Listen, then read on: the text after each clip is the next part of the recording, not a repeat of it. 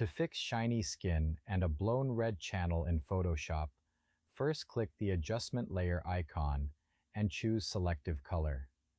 Next, select whites from the Colors menu and make sure Absolute is selected.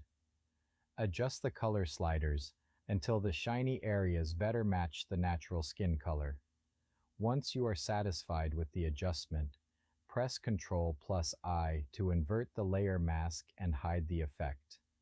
Then, select a soft round brush, adjust the brush size as needed, set the hardness to 0%, and lower the opacity to around 70% or higher.